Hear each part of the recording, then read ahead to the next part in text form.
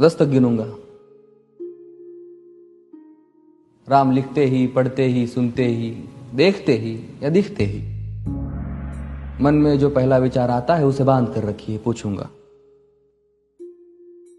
1 2 3 4 5 6 7 8 9 9 9 हाथ काट कर रख दूंगा ये नाम समझ आ जाए तो।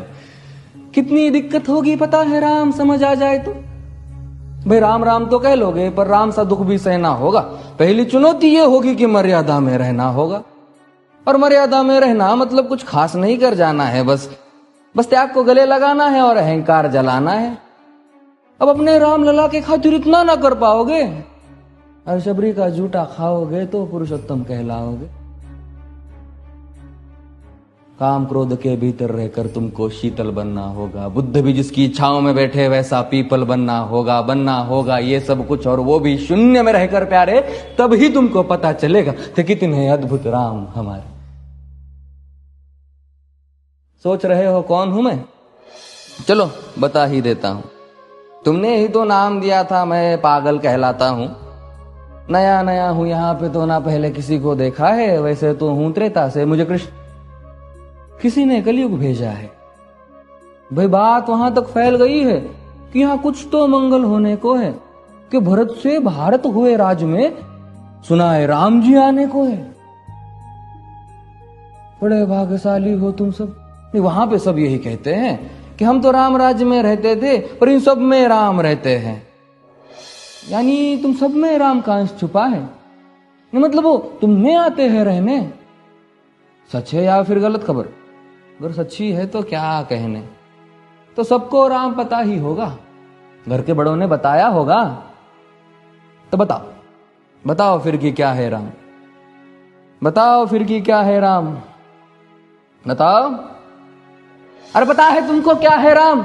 या बस हाथ धनुष तरकश में बांध, या वन में जिन्होंने किया गुजारा, या फिर कैसे रावण मारा लक्ष्मण जिनको कहते भैया, जिनकी पत्नी सीता मैया। फिर ये तो हो गई वही कहानी, एक था राजा एक थी रानी। क्या सच में तुमको राम पता है? ये वो भी आकर हम बताए। बड़े दिनों से हूं यहां पर, सब कुछ देख रहा हूं कब से। प्रभु से मिलने आया था मैं, उन्हें छोड़कर मिला हूं सबसे। एक बात कहूं अगर बुरा ना मानो, नहीं तुम तुरंत ही क्रोधित हो जाते हो। पूरी बात तो सुनते भी नहीं, सीधे घर पर आ जाते हो। ये तुम लोगों के नाम जपो में पहले सा आराम नहीं। ये तुम लोगों के नाम जपो में पहले सा आराम नहीं। इस जबरदस्ती के जय श्री राम में सब कुछ है, बस राम नहीं। ये राजनीति का दाया बाया जितना मर्जी खेलो तुम। दाया बाया, अरे दाया बाया ये तुम्हारी वर्तमान प्रादेशिक भाषा में क्या कहते हो उसे? हाँ वो लेफ्ट एंड राइट।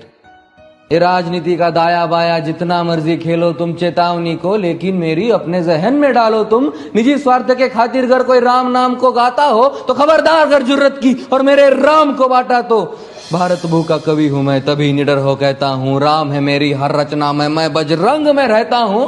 भारत की नींव है कविताएं और सत्य हमारी बातों में, तभी कलम हमारी तीखी और साहित्य हमारे हाथों में। तो सोच समझ कर राम कहो तुम। ये बस आतिश का नारा नहीं, जब तक राम हृदय में नहीं तुमने राम पुकारा नहीं। राम कृष्ण की प्रतिभा पर पहले भी खड़े सवाल हुए। ये लंका और ये कुरुक्षेत्र यूं ही नहीं थे लाल हुए। अरे प्रसन्न हंसना भी है और पल पल रोना भी है राम। सब कुछ पाना भी है और सब पाकर खोना भी है राम। ब्रह्मा जी के कुल से होकर जो जंगल में सोए हो, जो अपनी जीत का हर्ष छोड़ रावण की मौत पे रोए हो। शिव जी जिनकी सेवा खातिर मारुत रूप में आ जाए। शेष नाग खुद लक्ष्मण बनकर जिनके रक्षक हो जाए। और तुम लोभ क्रोध अहंकार छल कपट सीने से लगा कर सो जाओगे तो कैसे भक्त बनोगे उनके, कैसे राम समझ पाओगे? अघोर क्या है पता नहीं और शिव जी का वरदान चाहिए। ब्रह्मचर्य का इल्म नहीं, इन्हें भक्त स्वरूप हनुमान चाहिए। भगवा क्या है पता, लहराना सबको होता है पर भगवा क्या है वो जाने जो भगवा ओढ़ के सोता है। राम से मिलना, राम से मिलना, राम से मिलना है ना तुमको? निश्चित मंदिर जाना होगा पर उससे पहले भीतर जा संग अपने राम को लाना होगा। जय सिया राम।